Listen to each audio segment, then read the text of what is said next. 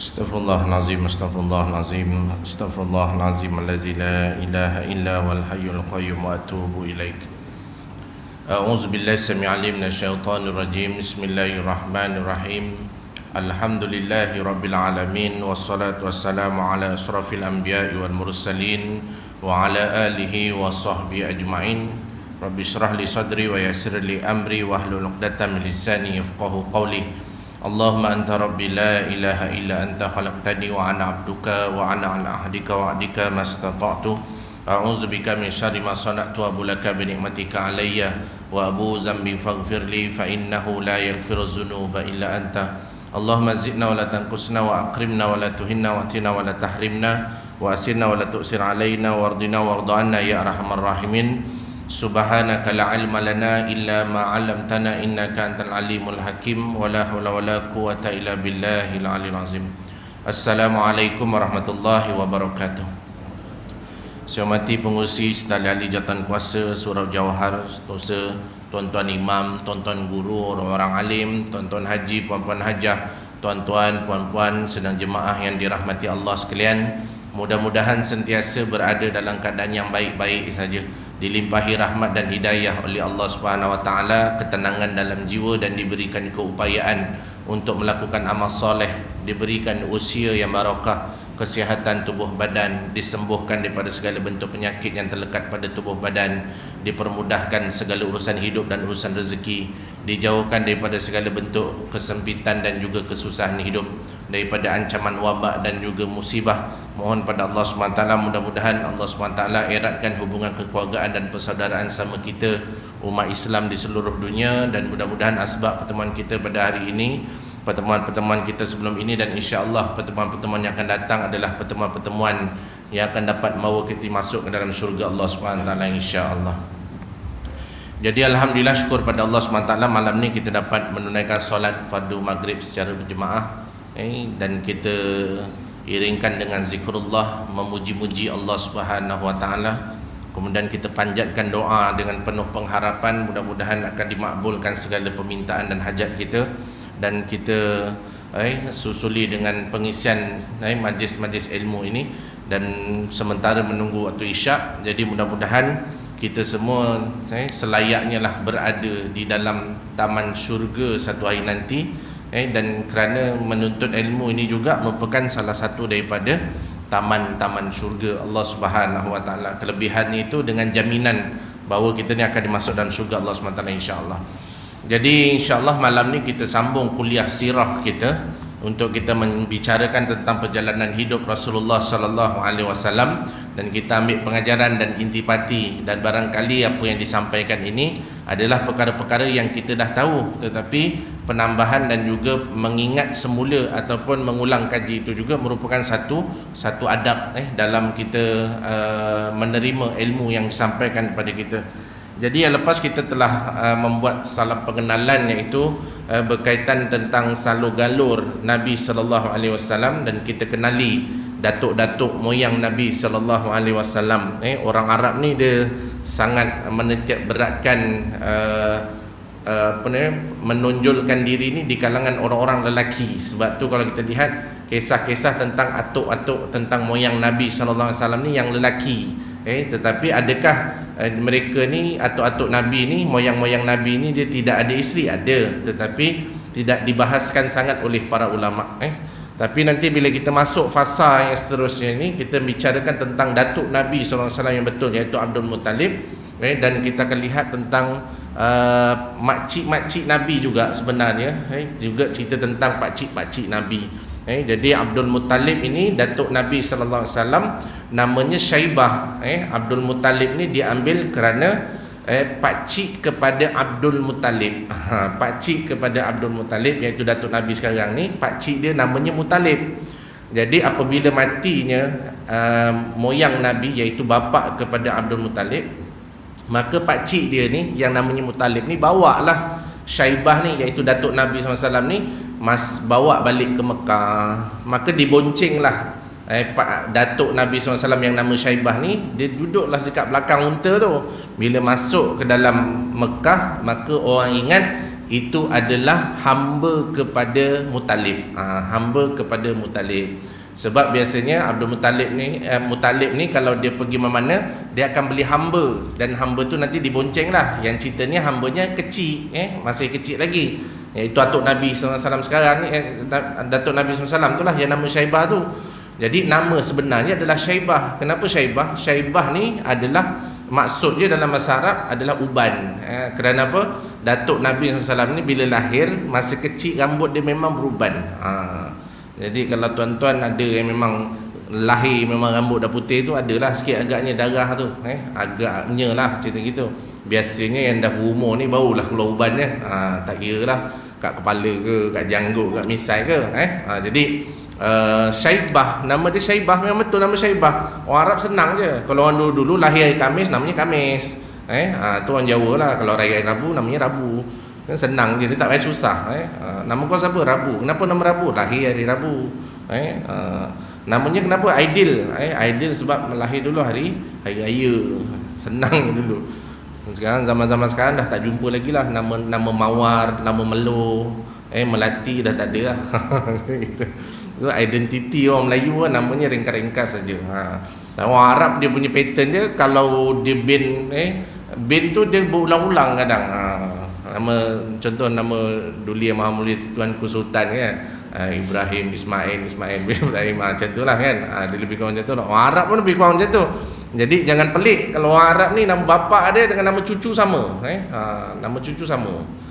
Ini sebab tu disebut Abdullah bin Umar, Umar bin Abdullah, Abdullah bin Umar, Umar. Dia jadi macam tu. Tu adalah perkara biasa. Sebab tu orang-orang Arab ni banyak menggunakan kunyah, iaitu gelaran. Jadi orang tanya saya, salah tak kita nak gelar-gelar orang ni dengan panggilan-panggilan dia ni biar dia dikenali sebagai siapa nama gelarannya tu?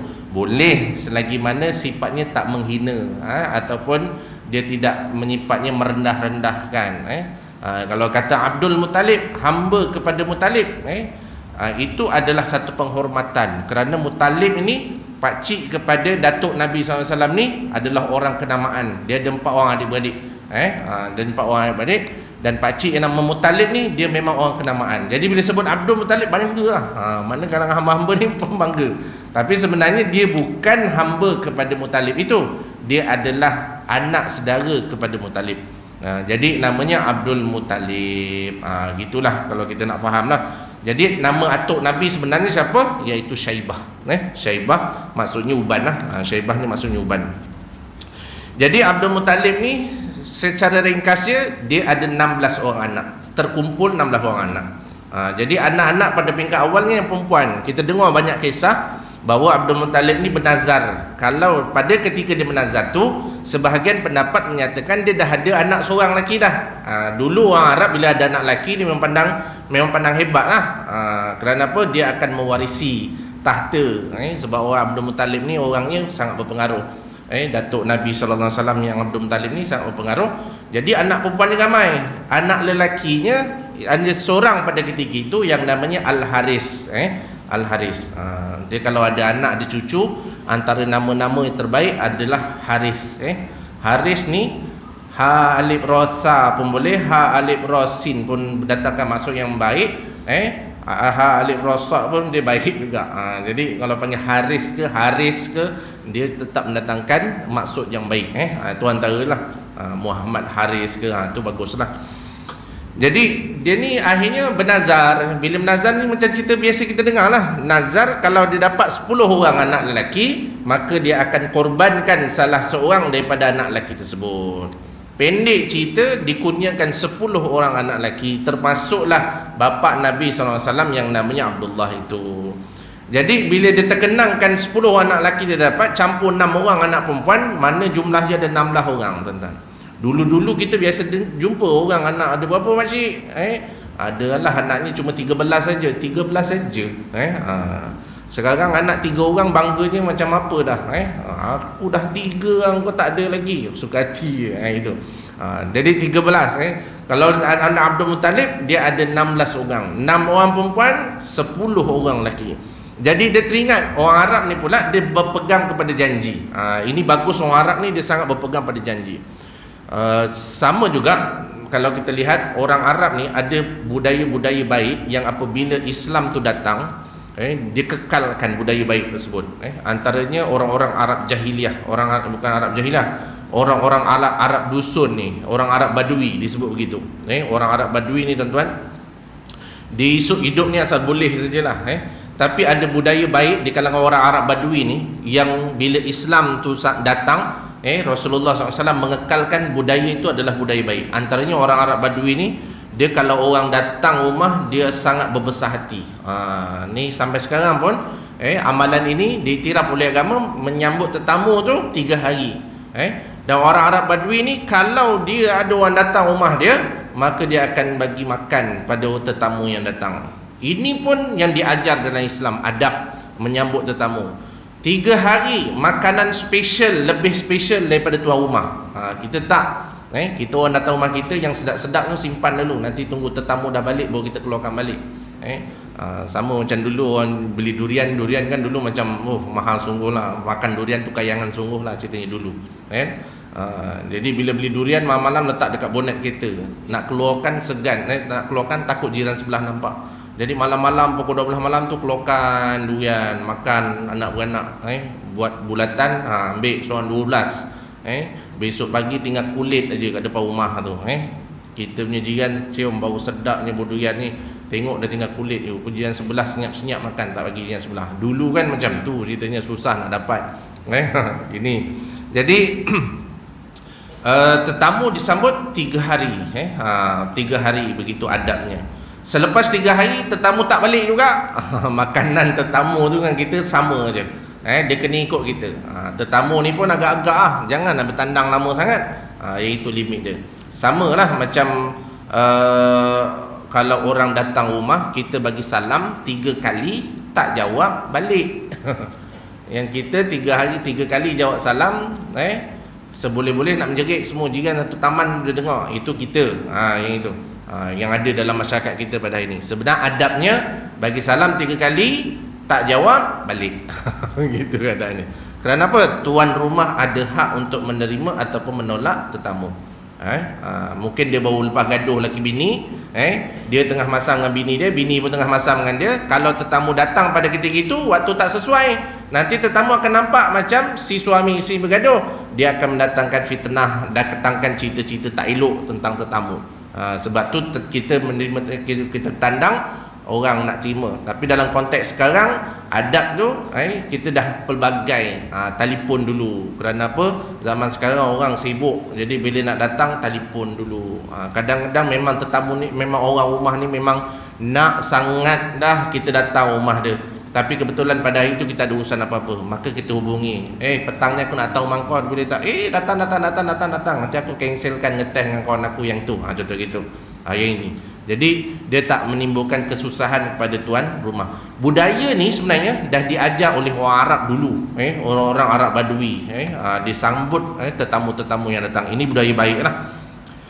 Jadi orang Arab Abdul Muttalib ni, bila dia dapat 10 orang anak, maka dia teringat kepada janji dia untuk nak mengorbankan salah seorang pada anak dia. Di kalangan orang-orang Arab jahiliyah dulu, budaya membunuh anak ni adalah benda biasa.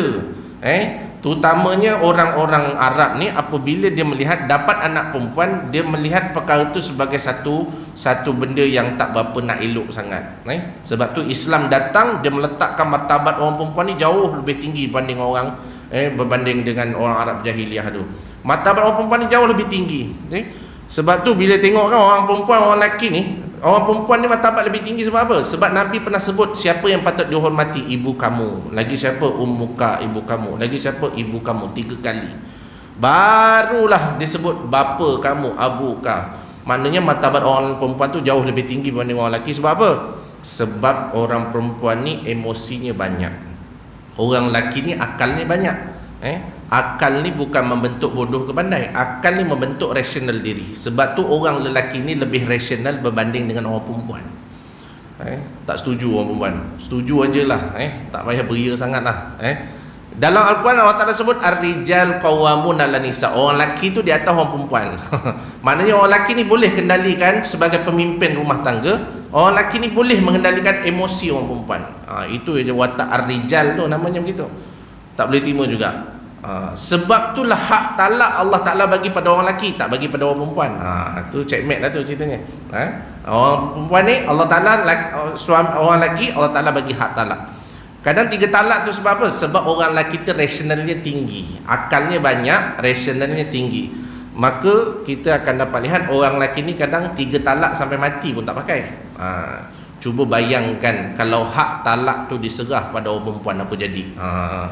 Tak payah 3 lah, bagi 10, gaduh sikit. Abang, saya cerai abang talak 10, abang tak boleh balik semula dengan saya dah. Kemudian kecuali abang dinikahi oleh perempuan lain, perempuan tu setubuh ya abang, lepas tu perempuan tu cerai kan abang, lepas abang habis iddah, barulah abang boleh balik semula dengan saya. Dah macam talak 3 dah.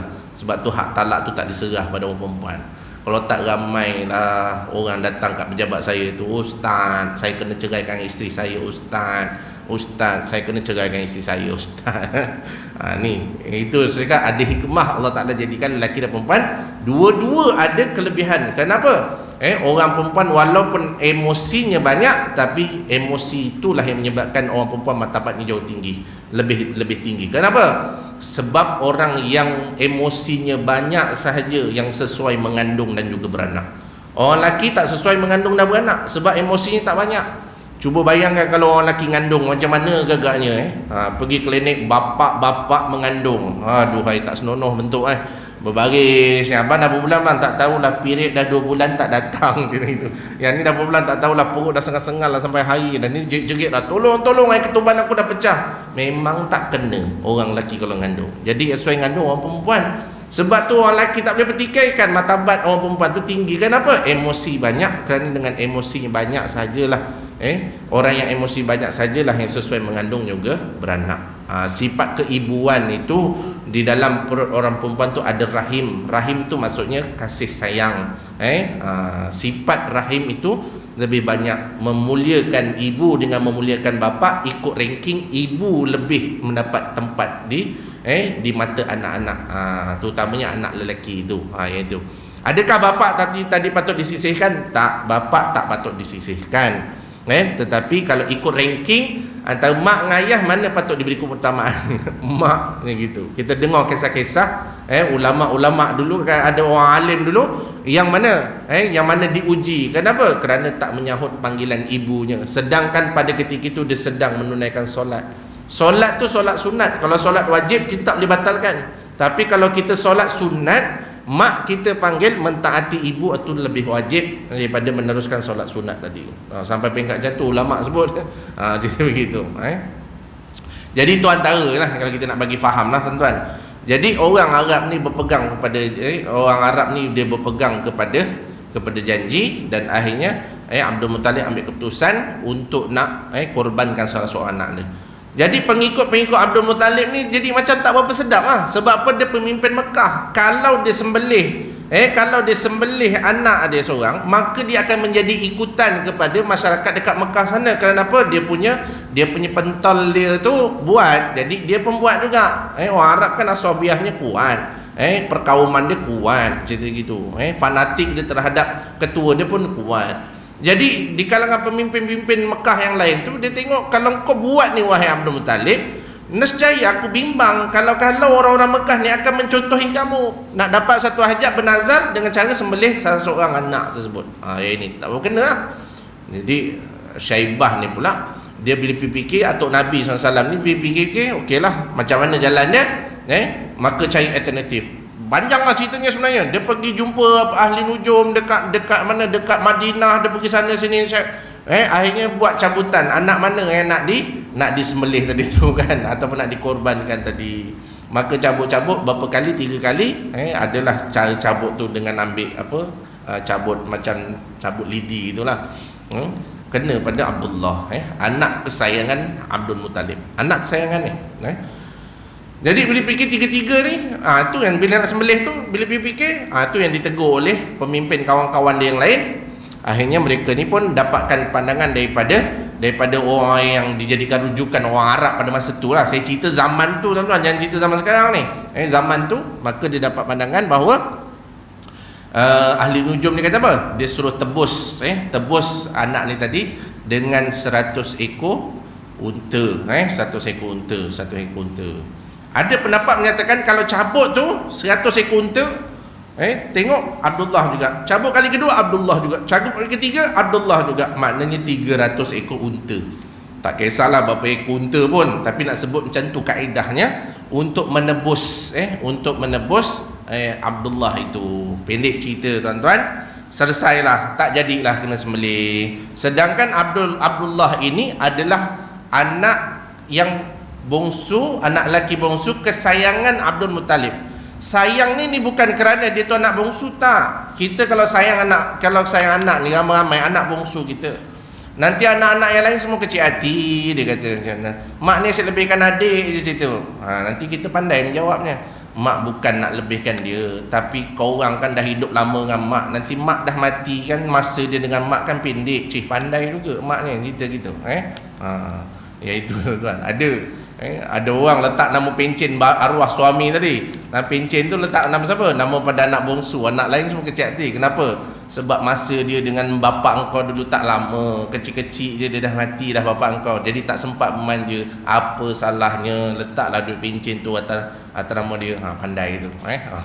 Ikutlah. Cuma ni yang disebutkan Said Abdul Muttalib ni jadi sayang sangat dengan anak dia ni sebab apa? Sebab akhlak yang ditunjukkan oleh Abdullah. Dan Abdullah ni dicatatkan antara pemuda yang kacak, yang handsome, bergaya sekali dekat Mekah. Memang Abdullah itu, kalau digambarkan Rasulullah sallallahu alaihi wasallam pun adalah orang yang paling kacak lah, antara yang kacak di kalangan orang Mekah pada zaman Nabi sallallahu alaihi wasallam tu. Seorang sahabat Nabi yang nama Mus'ab bin Umair, dia anak orang kaya, tetapi apabila dia menerima Islam, dia tinggalkan kekayaan dia. Dia kena seksa, dia kena kurung dengan ahli keluarga dia, tapi dia tetap dengan pendirian dia. Mus'ab bin Umair ni, dia meninggal dalam peperangan Uhud, dan orang ingat dalam peperangan Uhud itu yang terbunuh adalah Rasulullah. Ada pendapat menyatakan Mus'ab bin Umair ini, dia kalau tengok daripada jauh, dia dengan Rasulullah ni macam lebih kurang je dari segi fizikalnya, ketampanannya begitu. Sebab tu bila dalam peperangan Uhud kan tentera Islam kalah pada round yang kedua. Jadi jatuhlah Nabi SAW dekat dalam lubang. Dalam masa yang sama Mus'ab bin Umair pun ada kat situ. Jadi bila nampak saja kelibat Mus'ab bin Umair ni, dia kena tombak tak saya mati daripada itu, maka orang-orang musyrikin Mekah kata, musuh-musuh kata apa? Muhammad dah mati. Jadi bila disebut Muhammad dah mati ni, lemahlah sahabat-sahabat Nabi, Sayyidina Abu Bakar, Sayyidina Umar, dan sahabat-sahabat yang lain. Pada ketika itulah baru ada seorang sahabat Nabi yang namanya Ka'ab bin Malik. Ka'ab bin Malik tengok betul-betul, rupanya yang mati ni, yang kena tombak tadi tu bukan Rasulullah sallallahu alaihi wasallam, tapi dia adalah Mus'ab bin Umair. Maka dia kata, wahai tentera-tentera Islam, sesungguhnya Rasulullah masih hidup. Dia kata gitu. Barulah orang Islam bangkit semula pada masa tu, nak meneruskan peperangan round yang ketiga. Tetapi orang musyrikin, orang kafir ni dah larikan diri siap-siap. Ini tuan-tuan, kalau kita lihat. Jadi Mus'ab bin Umair kacak, orangnya kacak. Jadi Rasulullah SAW ni orang yang kacak juga. Kerana apa? Bapa dia mengkacak. Mana bapa Rasulullah SAW, Abdullah ni kacak.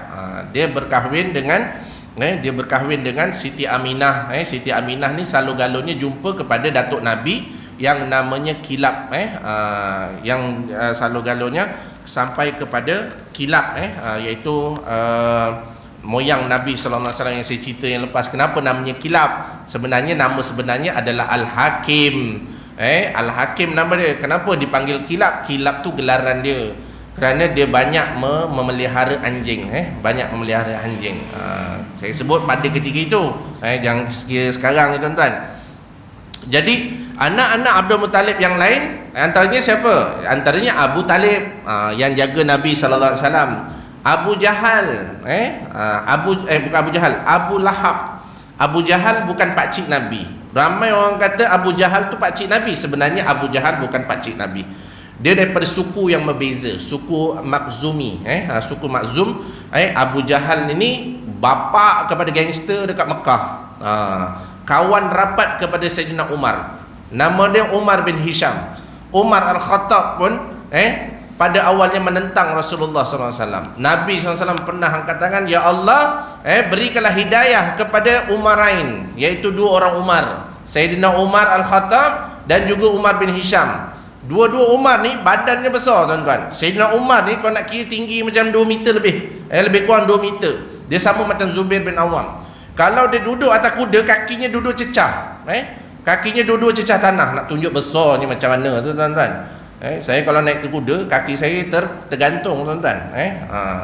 Kalau jatuh dari kuda tu nadah ajalah. Dia gitu. Jadi saya Umar ni riwayat menyatakan kalau dia duduk dekat atas kuda tu, kaki kuda tu boleh cecah kat rantai. Macam kita naik motor lah, kaki kita dua-dua boleh cecah rantai. Macam tu nak sebut ni. Ini kuda tuan-tuan.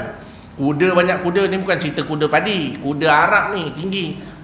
Saya biasa naik kuda biasa kuda lumba, tapi taklah berlumba, just buat riadah saja. Kuda tinggi tuan-tuan, paras kepala saya ni atas sikit je, sejengkal lagi tempat duduk dia. Jadi bila nak naik tu dia kena ada stand bawah tu, pijak macam tangga tu baru kita boleh naik kuda tu. Baru seronok sikit kalau bawa kuda pergi masuk dalam kebun dan sebagainya. Itu. Jadi yang tunjuk Sayyidina Umar. Akhirnya Allah SWT bagi hidayah kepada siapa? Kepada Sayyidina Umar Al-Khattab. Ini peristiwa Sayyidina Umar ni tuan-tuan, panjang ceritanya. Dia masuk Islam pada tahun yang ke-3 kerasulan Nabi SAW. Ada pendapat menyatakan 3 tahun ketiga kerasulan. Masa tu dakwah masih lagi secara sulit di rumah Arqam bin Abi Arqam pada ketika itu. Sebab apa? Ni kan ada kisah dia. Masa tu Nabi SAW nampak Nabi SAW sarankan kepada sahabat-sahabat Nabi yang kena seksa dekat Mekah. Jadi bila banyak kena seksa ni, Nabi SAW kata pergilah berhijrah. Antara tempat yang nak hijrah adalah Habasyah. Jadi dalam cerita tu ada seorang perempuan namanya Ummu Abdillah. Ummu Abdillah ni dia bawa baby, dia pergi dokong anak dia, ikat baby dia kat belakang. Kemudian dia panjat bukit. Sebab apa? Dekat pintu masuk Mekah tu dia jaga oleh orang musyrikin. Orang musyrikin dia nak siksa orang Islam yang dah masuk Islam dekat Mekah tu. Dalam masa yang sama, dia orang ni tak benarkan orang Islam ni keluar daripada Mekah. Sebab apa? Takut nanti orang Islam yang kat Mekah ni mempengaruhi orang daripada negeri lain, akan mendatangkan ancaman kepada orang Mekah pada satu. Jadi mereka ni berpakat untuk nak pergilah ke Habasyah pada ketika itu ataupun di tempat lain yang lebih selamat untuk dapat perlindungan. Sebab hamba-hamba semua kena seksa, macam Bilal bin Rabah. Ini antara sahabat-sahabat Nabi yang kena seksa lah pada ketika itu. Maka pada ketika itu turn dia, giliran jaga pintu tu adalah Sayyidina Umar. Ni kisah macam mana Umar masuk Islam. Tak habis cerita kita kan. Jadi Sayyidina Umar pada ketika itu dia jaga. Bila jaga dia tengok ada orang perempuan pergi panjat gunung, panjat bukit yang tinggi tu. Bukit apa nama dia? Saya tak berapa ingat. Dia panjat bukit tu tinggi, bukit tersebut. Jadi dia tengok siapa, dia panggil, cakap, rupa-rupanya itu adalah Ummu Abdillah. Ummu Abdillah telah memeluk agama Islam. Sayyidina Umar ni tuan-tuan, kalau dia dah pakai baju perang, walaupun tak perang, kalau dia pakai baju perang, hari itu mesti ada orang mati. Itu Sayyidina Umar. Kalau nak lihat tu, orang yang garang. Bila dia masuk Islam, setan takut dengan dia. Sayyidina Umar lalu jalan tu, dekat sempang tu ada setan, setan tu boleh kona tempat lain. Tak jadi lalu tempat jalan yang dilalui oleh Sayyidina Umar. Tu hebat tuan-tuan. Kita tak, kita lalu jalan tu setan kejar kita tuan-tuan. Itu beza kita dengan Sayyidina Umar. Tu beza dia lah. Jadi pada ketika itu dia tengok pada ketika itu rupanya Ummu Abdillah ni dia nak menyelamatkan diri, dia nak keluar daripada Mekah. Kenapa? Kerana dia telah memeluk agama Islam. Seorang perempuan yang sedang menggendong anak dia dalam keadaan lemah, dia katakan bagaimana? Kalau kamu tak boleh terima kami orang Islam di Mekah ni, kenapa kamu tak benarkan kami semua keluar daripada Mekah? Oh, fahamlah Sayyidina Umar bahawa dia ni dah masuk Islam. Sayyidina Umar pedang dekat mana-mana tuan-tuan, boleh santas itu. Pada ketika itu terdetik, macam mana hebatnya agama yang dibawa oleh Muhammad ni. Apa yang dah dijampi oleh Muhammad ni, sampai seorang perempuan macam ni cuma punyalah cukup semangat, teguh pendirian dia. Berani dia ngadap orang macam Sayyidina Umar tu. Semua orang takut Sayyidina Umar. Jadi dia pun jadi macam bengang. Ini tak ada kerja lain ni. Ini adalah datang daripada Muhammad. Apa dia buat tuan-tuan? Dia balik rumah, dia pakai baju besi dia. Maknanya apa? Hari tu ada orang nak mati. Dia pakai baju besi dia, kemudian dia pergi rumah Rasulullah SAW. Dalam perjalanan ada seorang lelaki tahan. Dia kata, wahai Umar, kamu nak pergi mana? Aku nak bunuh Muhammad. Dia kata macam tu. Pasal dia lah menyebabkan masyarakat kat Mekah ni pecah belah. Jadi gitu. Maka apa yang berlaku pada ketika itu tuan-tuan, pada ketika itu orang ini bagi tahu, wahai Umar, kamu sibuk nak pergi bunuh Muhammad, sedangkan adik engkau sendiri Fatimah memeluk agama Muhammad. Kan itulah adik pada Sayyidina Umar tu. Jadi Sayyidina Umar daripada nak pergi rumah Rasulullah SAW, dia patah balik pergi rumah adik dia Siti Fatimah. Fatimah pada ketika itu sedang membaca ayat suci Al-Quran yang kita tahu biasa dengar kan, surah Toha apa semua kan. Jadi pada ketika itu dekat dalam rumah tu, suami kepada Sayyidina Fatimah, saya tengok Sa'ad bin Mu'az ke, saya tak berapa ingat nama dia, kemudian dia sedang diajar oleh sahabat Nabi sallallahu alaihi wasallam, Khubayb, Habab itu adalah sahabat Nabi SAW di kalangan hamba yang pernah diseksa oleh tuan dia. Habab ni hamba, tuan dia namanya Ummu Ammar. Apabila orang tahu Habab ni memeluk agama Islam, Habab ni pandai buat senjata daripada besi tu. Jadi banyak besi-besi yang dileburkan, kemudian nak jadikan senjata ataupun baju besi ataupun peralatan besi yang lain lah. Bila tahu je Habab ni masuk Islam, orang tangkap Habab ni ramai, dia pergi bakar dia bakar besi-besi tu sampai dah jadi bara, kemudian ditaburkan kat lantai, dia baringkan Habab ni dekat atas bara besi tadi tu, kemudian dia pijak sampai cecair yang keluar daripada daging, cecair yang keluar daripada daging Habab ni memadamkan. Ni masa perbuatan itu Rasulullah sallallahu alaihi wasallam Rasulullah sallallahu alaihi wasallam tahu, dan Nabi menangis pada ketika itu. Berita menceritakan bagaimana Habab tu diseksa. Jadi pendek cerita tuan-tuan, satu ketika ni orang seksa dia, Ummu Ammar ni, iaitu dia punya tuan dia ni, telah ambil besi, dibakar panas, kemudian dicecahkan ke kepala Habab. Cuba bayangkan tuan-tuan, punyalah sakit, disaksikan oleh Rasulullah sallallahu alaihi wasallam. Nabi angkat tangan, Nabi doa mohon perlindungan Allah SWT. Sebab dulu hamba dikuasai oleh tuan. Kalau tuan bunuh hamba tak salah tuan-tuan. Itu tuan bunuh hamba tak salah. Jadi pada ketika itu Nabi SAW terikat pada peraturan orang-orang Mekah pada ketika itu. Di kalangan orang jahiliah ini, akhirnya apa berlaku? Nabi hanya mampu berdoa kepada Allah SWT. Pendek cerita, besoknya Ummu Ammar yang buat benda tak elok pada Habab ni tadi, Ummu Ammar dapat sakit kepala yang teramat sangat. Sakit sungguh kepala. Dah makan Panadol pun tak okey juga, painkiller pun tak boleh juga. Kalau ada lah masa tu, jangan beri sangat. Ustaz ni sesat ni ustaz. Zaman dulu mana ada Panadol, kelang Panadol pun tak ada. Jangan tegak sangat. Kita fikir biasa-biasa je. Macam-macam cara dah. Entak-entak kepala masih tak okey. Ada di kalangan kawan-kawan kepada Ummu Ammar ni kata apa? Cuba kamu ambil besi panas, kamu cecahkan kepala kamu. Jadi gitu. Sebagai salah satu cara. Macam mana dia buat pada Habab tu? Maka dia pun buat kat kepala dia sendiri. Saya tak tahu cerita kesudahannya apa, dia mati ataupun dia dah jadi okey. Saya cerita, orang kata orang Jawa cakap memang kualat betul lah ni. Begitu. Jadi cerita lah. Jadi Habab ni Allah Ta'ala bagi dia kemahiran apa? Kelebihan dia pandai mengajar Al-Quran. Ni Habab ni. Habab ni ngajar Fatimah, adik kepada Sayyidina Umar, dengan suami dia. Masa tu bila dengar Sayyidina Umar datang, dia melompat masuk menyembunyikan diri dia. Bila Sayyidina Umar masuk, dia kata, betul ke kamu dah memeluk agama Muhammad? Adik dia kata, betul. Kata. Suami dia kata, betul. Kemudian berlaku pergelutan, luka mulut dia, dan berlaku pergelutan dengan suami kepada Fatimah, adik ipar dia sendiri, gaduh. Dia sayang sangat dengan Fatimah adik dia ni. Kemudian lepas dia dah belasah semua tu, dia duduk, dia rasa bersalah. Dia rasa macam, apa aku buat ni? Macam tu Sayyidina Umar. Tu kisah dia tuan-tuan. Jadi dekat dengan Fatimah tu ada lembaran ayat suci Al-Quran yang majoriti ulama kata itu adalah surah Toha. Surah Toha. Jadi kita duduk, Umar pun kata, aku nak tengok benda tu. Fatimah kata tak boleh. Aku nak tengok benda tu, tak boleh dia kata. Kamu tak layak kerana kamu najis. Ni ayat dia, kamu najis. Berlaku lagi pergelutan, tak bagi juga mempertahankan naskah Al-Quran tadi. Maka pada ketika itu adik dia kata, dia kata kalau kamu nak juga baca apa yang terkandung dalam kulit ni, iaitu surah Toha tadi tu, maka aku nak kamu bersihkan, sucikan diri kamu. Sayyidina Umar mandi pada ketika itu, dah bersih badan dia, dah tenang sikit. Sebab tu bila kita marah, salah satu benda yang patut kita buat adalah mandi. Itu ada cara yang baik. Dia ajar oleh para ulama, Rasulullah mengajar pun kita, ketika marah berdiri, duduk. Ketika duduk marah, baring. Mengging gitu.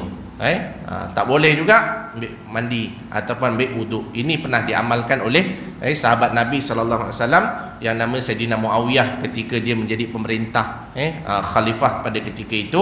Dipertikaikan keputusan dia itu sebagai pemerintah oleh seorang sahabat Nabi yang nama Abu Muslim Al-Khawlani. Ini pun sama juga, pernah dibakar seperti mana bakaran Nabi Allah Ibrahim AS, tapi dengan karamah dia tidak terbakar. Dia orang berpengaruh juga. Dia sound siapa? Dia sound Sayyidina Muawiyah pada ketika itu. Muawiyah pun adalah sahabat Nabi SAW yang dijamin masuk syurga. Hebat ni. Jadi bila dia tak puas hati, dia turun daripada mimbar tu, dia pergi keluar, mandi. Dia mandi lama-lama, lepas tu kejap lagi keluar. Orang tengah tunggu kat depan. Orang tanya, ke mana kamu pergi? Aku mandi. Dia kata. Sebab apa? Sebab aku terlalu marah. Jadi dia pun mandi, kemudian barulah dia kata, betul, apa yang kamu lakukan betul. Sekarang aku tarik balik aku punya keputusan. Dia kata gitu. Itu kaedahnya lah. Jangan bila suami marah kita siam dia dengan air. Kenapa abang siam? Kenapa kau siam aku air? Dia kata, ustaz kata kalau tengah marah kena mandi. Jadi abang tak nak mandi, saya mandikan abang. Itu bukan makin okey, makin tak okey jadi itu kan tuan-tuan. Jangan beria sangat itu. Jadi selepas itulah baru Sayyidina Umar dia bila baca saja menangis, dia mencurah-curah air mata dia. Lepas tu dia kata, aina Muhammad, dekat mana Muhammad? Masa itulah Habab baru keluar daripada tempat persembunyian dia. Dia kata, aku tahu dekat mana Muhammad. Kan kat tempat persembunyian Nabi SAW dakwah di rumah Arkam bin Abi Arkam. Dia bawa tangan, dia pegang tangan Sayyidina Umar, dia pimpin tangan pergi ke rumah Arkam bin Abi Arkam. Di situlah ada Sayyidina Hamzah. Sayyidina Hamzah bila orang bagi tahu, wahai Rasulullah, Umar dalam perjalanan ke sini. Orang tengok daripada jauh seolah-olah macam Umar ni pegang tangan Habab. Rupa-rupanya Habab yang pegang tangan Sayyidina Umar. Seolah-olah macam Sayyidina Umar ni ugut Habab, kau tunjuk kat mana tempat dia. Gitu. Maka daripada jauh Sayyidina Abu Bakar, Sayyidina Hamzah masa tu ada kat dalam tu. Sayyidina Hamzah dulu masuk Islam, barulah Sayyidina Umar. Dia kata macam ni, okey, kita biarkan Umar datang. Kalau Umar datang dengan niat baik, kita sambut dengan baik. Tapi kalau Umar datang dengan niat jahat, maka aku sendiri akan berhadapan dengan Umar. Yang setanding dengan Sayyidina Umar, yang setanding kekuatan dengan Sayyidina Umar adalah Sayyidina Hamzah. Sebab tu bila Sayyidina Umar masuk agama Islam, Sayyidina Hamzah masuk agama Islam, barulah orang berani buat ibadah secara terang-terangan di Kaabah. Sebab apa? Setiap kali orang Islam pada masa tu nak buat ibadah dekat Kaabah tu, maka pengawalnya siapa? Sayyidina Abu Bakar, Sayyidina Umar dan juga Sayyidina Hamzah. Tak ada orang berani pun nak kacau orang Islam pada ketika itu. Sebab apa? Sebab ada Sayyidina Hamzah dan juga Sayyidina Umar. Ini kisah ni tuan-tuan. Jauh sangat dah kita pergi ni. Tak cerita lagi sampai cerita Datuk Nabi ni tuan-tuan. Jadi ini antaranya kalau kita lihat balik kepada cerita pakcik Nabi sallallahu alaihi wasallam. Pakcik Nabi yang namanya Hamzah, dia adalah adik-beradik sebapa saja dengan bapa Nabi sallallahu alaihi wasallam. Dia bukan seibu sebapa. Abu Lahab adik-beradik sebapa saja. Dia bukan adik-beradik seibu sebapa. Jadi yang seibu sebapa siapa dengan Abdullah ni? Iaitulah pakcik Nabi yang jaga Nabi, iaitu Abu Talib. Dia waris yang kuat lah, Abu Talib. Jadi bila lahirnya Rasulullah kan semua ahli keluarga Nabi ni seronok, walaupun bapa Nabi ni dah tak ada. Nabi kan bapa dia wafat, meninggal ketika Nabi berada dalam 2 bulan dalam kandungan ibunya. Jadi masa tu tuan-tuan, apa yang berlaku? Bila lahirnya, maka antara orang yang paling gembira adalah pakcik Nabi sallallahu alaihi wasallam yang namanya Abu Lahab. Abu Lahab ni dia punya sayang dia sehingga ulama kata orang pertama yang sambut birthday Nabi, yang meraihkan hari kelahiran Nabi adalah Abu Lahab. Abu Lahab ni nama dia bukan Abu Lahab, dia bukan Lahab. Tapi dalam Al-Quran dia sebut Lahab, tabat siada abi lahabi wa tab. Dia antara orang yang boleh dicelakakan. Kita nak celakakan orang, celaka kau tak boleh. Tapi nak celakakan Abu Lahab boleh tak? Boleh. Tapi jangan celaka Abu Lahab jadi zikir kita. Habis tasbih kita tu buat sebut celaka Abu Lahab. Bukan. Kita mencelakakan Abu Lahab tu dengan tabat siada abi lahabi wa tab. Kita mencelakakan dengan tabat siada abi lahabi wa tab, itu kita dapat pahala. Ayat itu memang khusus mencelakakan Abu Lahab dan juga isterinya Ummu Jamil. Kerana apa? Dia adalah orang yang banyak mengganggu dakwah Nabi SAW, yang sangat membenci Nabi SAW ketika Nabi membawa Islam itu di Mekah. Ni nanti kita akan cerita kemudian lah. Saya cerita gambar-gambaran dia. Jadi suka sangatlah Abu Lahab ini sehingga dia sembelih unta dan dia bebaskan Suwaibah itu hamba kesayangan Abu Lahab tu, bebaskan. Kenapa? Kerana gembiranya menyambut kelahiran Rasulullah sallallahu alaihi wasallam. Jadi tuan-tuan yang dirahmati Allah sekalian, jadi bila sayang itu, bila wafatnya Abdul Muttalib, ini pendek bila wafatnya Abdul Muttalib, sebelum matinya Abdul Muttalib tu, Datuk Nabi SAW telah mewasiatkan supaya hak penjagaan anak ini, iaitu Rasulullah SAW ini, diberikan kepada Abu Talib, bukannya kepada Abu Lahab. Kerana ini yang menyebabkan Abu Lahab jadi macam tak puas hati sangatlah, macam sengal kepala dia. Kenapa? Sebab dia dah sayang anak saudara dia ni, tapi bapa dia Abdul Muttalib ni tak bagi tanggungjawab tu kepada dia. Kenapa diberi kepada Abu Talib yang miskin, yang tak kaya, yang anaknya ramai? Disebabkan satu-satunya ialah kerana dia adalah merupakan waris yang paling kuat dengan Rasulullah SAW. Abu Talib ni pakcik Nabi sallallahu alaihi wasallam, seibu sebapa dengan Abdullah, pakcik Nabi, bapa Nabi sallallahu alaihi wasallam. Itu asasnya lah. Sebab tu bila orang nak nikah, contoh kat pejabat ada orang nak nikah, saya tak ada, bapa saya dah mati ustaz, dah mati. Datuk ada, datuk pun dah mati. Jadi beradik seibu sebapa ada, adik beradik seibu sebapa tak ada. Jadi siapa walinya? Walinya ialah abang tiri saya, iaitu apa? Adik beradik sebapa. Sebapa tu bukan seibu. Seibu tidak bersambung nasab. Seibu tak bersambung nasab. Jadi yang boleh jadi wali ialah adik-beradik sebapa, bukan adik-beradik seibu. Walaupun dia keluar daripada perut yang sama, tetapi mengikut ranking pewalian, dia tidak bersambung pada nasab ibu, dia bersambung pada nasab bapa. Jadi sebab tu Abu Talib dia dijaga diberikan hak penjagaan. Kenapa? Dia adalah waris yang paling dekat dengan Rasulullah sallallahu alaihi wasallam. Jadi Abu Lahab sayangnya ni sampailah dia menikahkan anak dia Utbah dengan Utaibah ni dengan anak Nabi sallallahu alaihi wasallam yang namanya Ruqayyah dan Ummu Kulsum. Itu tuan-tuan, Ruqayyah dan Ummu Kulsum bila dikahwinkan, bila dia dah kahwin, bila Nabi SAW bawa syiar Islam je, punyalah bengang Abu Lahab ni. Jadi Abu Lahab perintahkan anak dia siapa tadi, Utbah dan juga Utaibah tadi, untuk ceraikan anak-anak Rasulullah sallallahu alaihi wasallam. Sebut ceritanya senang cakap, Utbah ni dia baik, dia kahwin dengan Ruqayyah ke Ummu Kulsum, Ruqayyah ataupun Ummu Kulsum, pada ketika itulah dia sayang sangat, dia kahwinkan Ruqayyah dengan Ummul Kulsum tadi tu. Utaibah ni jahat. Utaibah ni ikut perangai bapak dia.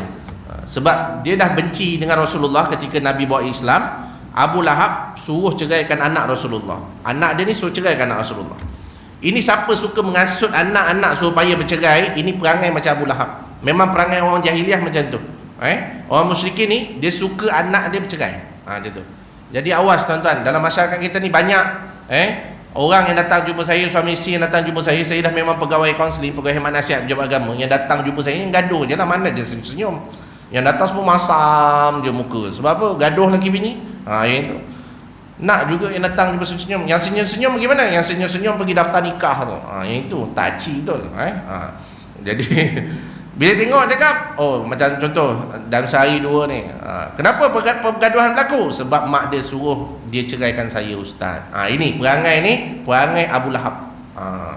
Jadi Utbah bagus, sedih lah, tapi dia taat pada bapa dia, terpaksa ceraikan anak isteri dia, anak Rasulullah SAW.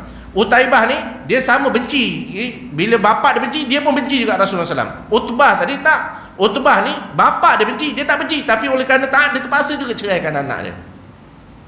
Utaibah ni bila dia pulangkan anak dia punya isteri dia kepada Rasulullah SAW, Ummu Kulsum tak silap saya, dia tendang perut Nabi SAW, tendang sungguh, dan akhirnya Nabi jatuh. Nabi, bapa mertua sendiri ditendang perut tu, jatuh tersungkur.